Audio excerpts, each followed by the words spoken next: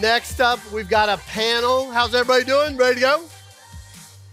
We got a new panel of new agents making waves. So here's what I want you to think about. Stephanie, I want you to think about your first year in business.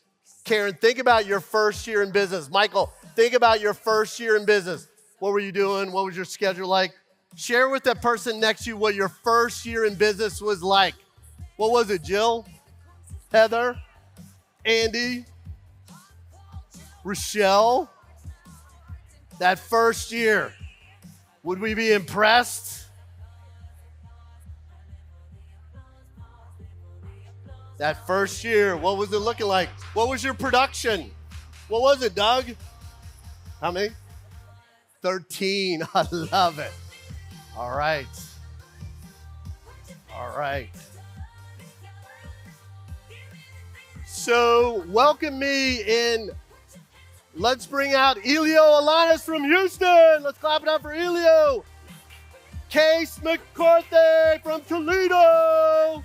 And Zach Callicutt from Oxford, Mississippi. Let's clap it up.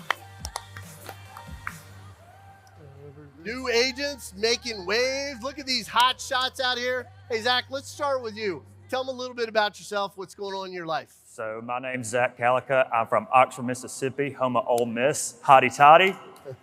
Been in the business about a year and a half at this point with an awesome firm, Canning, Cleary, McGraw in Oxford. What got you into real estate?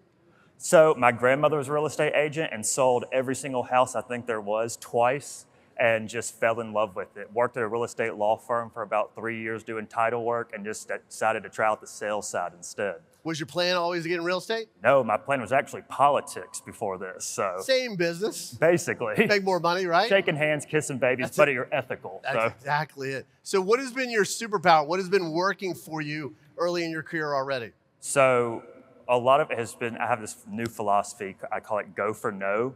And it's this book that I'd read in college. And it's literally just rather than focusing on, going for yeses, instead go for no's, and the yeses will just come along the way. So I just use that for everything, whether it's, dating and you see a pretty girl across the bar, it's like, well, go for no, or just cold calling people. And I cold call 20 people a day and I have to get at least 20 no's. If I don't get 20 no's, have to keep going. Okay, so the thought is the more no's you get, you're closer to a yes, right? Yep, exactly. That's working for you? Exactly. How many calls do you think you make on a weekly basis? 100. Who are you calling? Just different people. I kind of use my title work background and, can look people up easier than others. So you don't have a big client base, I'm sure. You don't have a lot of past customers, so you're calling? Not a whole lot of past customers, only about, 20 or so past customers right now. So it's a lot of just, cold calling to different neighborhoods that were popular or people that bought back, 2021 or 2022 and might be looking to upgrade now. What advice would you give people that maybe are scared of making our calls? Just do it. I mean, you sit there and you go, this is my job, and if I want to eat, this is what I got to do, You got to have that fire in you. Yeah. Case, how about you? Tell them a little bit about My name is yourself. Case McCarthy. I'm from Toledo, Ohio, soon to be in Ann Arbor, Michigan. I've been in the business for 2 years now, and I work a lot on cold calling. Okay, how many calls are you making? A week, I would say between 400 to 300. Woo, who are you talking to? Follow-up calls, like past clients, new clients, potential new clients, for sale by owners, expired, circle dialing, pretty much everybody I can. What's a normal conversation look like for you? It depends who I'm calling. If it's like a past client, I'm just checking in, like, happy birthday, or hey, how's everything going? Okay. Things like that. Okay, who else are you calling other than past clients? Circle dialing. So I'll even go as far as like calling other people, like other brokerages listings. Like if it goes under contract, right. I'll just reach out and say, hey, did you hear about your neighbor's house? They're like, no. And then I just say, well, they just had multiple offers. They had 20 showings. Do you know anybody that might be thinking about making a move? Let's role play that real quick. I'll be that. All right, right? Ring, ring, ring. Hello? Hey, is Jeff? Speaking, yes. Hey, Jeff, this is Case, local realtor here in Toledo. Yeah, I know you're not expecting my call. No. But the reason I'm reaching out is because, did you hear about your neighbor's home down the street? What? No, I didn't see. What happened? Okay, well, they just ended up selling their house for $20,000 over ask. They had multiple offers, and they had about 20 showings. Do you know what did anybody? It sell for? Sold for $430,000. Wow. I Yes. can't believe they got $430,000 for the house. That's Yes. amazing. Do you know anybody that might be thinking about making a move? Well, I think I've got a bigger house than that, and my home is probably worth a little bit more. I mean, we've kind of been tossing around the idea, but I can't really think of anybody else. Okay, awesome. And you say tossing around the idea, what does that look like? We were thinking of maybe downsizing, and if they're getting that kind of money in this area, that would maybe give us an opportunity to maybe possibly do anything. But we're not ready to do anything quite yet. Totally makes sense, Jeff. What I'd like to do, if you have time, just meet with you because I'm meeting with some of the neighbors in the area. Okay. Just show you guys what the market's doing, kind of where your equity's at, and we can make an educated decision from there. Does that sound good? That sounds good to me. Sure. Awesome. How's Thursday at 5 or Friday around 5? I don't want you to come over here and waste your time. Okay. I guess I could meet you Thursday at 5. Perfect. Sounds good. Well, let's set that up tentatively, and I'll give you a call on Thursday morning to confirm. Okay, that'll work. I'm not going to sign anything, but I'll see you Thursday. Sounds good. Yep. What do you think about that? Woo! Heck yeah! How many of those do you make? It just depends. Like I said, 300 to 400 a week. Okay. Yeah. And you're looking at what, other agents' listings, your listings, my listings, my brokerage listings, and other people's listings, like other brokerages. Yeah. Well, but you shouldn't be doing that. That's other agents' listings. Do you think they're doing it? Yeah. They're probably not doing it, to be honest. You think they're marketing that area? Probably not. They're farming that area? Probably not. Not making those calls? No, so I just find hot listings, hot neighborhoods that are selling right there, and I just make the cold calls. Where did you come up with this idea, being new in the business? I would say listening to the Tom Ferry Podcast, listening to Tom and Tom Toole like role play, and I didn't really have a big spear when I first started, so I was like, okay, well, let's just kind of replicate off Tom Toole and what Tom are doing, and then I just got started. How do you overcome that fear? I think everybody has that fear. I mean, the fear is always going to be there realistically, but it's just, in my mind, it's take care of the work's going to take care of you. Okay. And just trust the process. And just do it. Yeah. Just make it happen. Just make it happen. I'd love to hear that. Elio, tell them a little bit about yourself. My name is Elio Alanis. I am 23 years old, and I am making a huge impact in the Houston, Texas real estate market. At the age of 18, I sold my very first home. And by the time I was 22, I made my first $1 million. What? And now, you hear that? At the end of this year, I'll have sold already 500 homes in my career. What? All through social media and using leverage. So what does that look like? Tell them a little bit about social media and how you leverage those deals. Yeah, so for me, my lead generation every single day is on social media. I focus on Instagram and Facebook. I post, I comment, I make stories, I make content. And once I get that lead, I leverage that lead by giving out to my team members. We were on stage about this time last year. What's changed in your business in the past year? My numbers got bigger. Tell them about the numbers. Where were you last year? Where are you this year? So last year my team and I, we closed 145 units. And then this year, we're on track of doing 300. And how many houses have you bought in the past year? In the past year, I've bought in at least 15 homes. What? Seriously, what's driving you? What's pushing you right now? It's a growth. I'm very, people are very hungry, but I'm not money hungry. I'm growth hungry. I always want to grow more. And you and I talk about this every Zoom meeting we have. Like, hey, I want to do more. Like, hey, I don't want to sell 300 homes this year. Next year, I want to sell 1,000 homes. Where did you learn this? Where did this come from? My parents. Tell them. They set the foundation for me, 100%. What'd you learn from your parents? So before real estate, I wasn't only in high school. I was managing my parents' restaurant. I was there every day after school, every weekend, every summer vacation. The restaurant was literally like my go-to place. And the 5 crucial things I learned at the restaurant, one of them was running the staff and how to put people to work, finding their talent. I did that at the restaurant. Now I do this now in real estate. So you found their talent. Found their talent. So write that. Everybody should be taking notes. Found their talent. Found their talent. The second thing is how to market a business. There's so many restaurants in Houston and any other city, but how do I set that business apart from every other business? So I took that same thing and I did it in real estate. My dad used to take me to drop off to-go menus at a 5-mile radius to every commercial shop. And then I took that idea with real estate, and now I farm my neighborhood. What's the third idea? The third one is how to handle under pressure. Problem solving, honestly. Something happened at the restaurant. I was the first one to go there, like, hey, this is on the house. Hey, don't worry about that. Same thing in real estate. Something happens, you want to have a great answer to the client, make them happy. So you learned about service. Yeah, service, 100%. What's the fourth one? The fourth thing is how to keep those clients coming back. You know, not only the food was good, but the service was amazing. Now, the same thing we do with all our clients, our service is amazing. They might not buy a house every single month, but they might refer us a client every other month.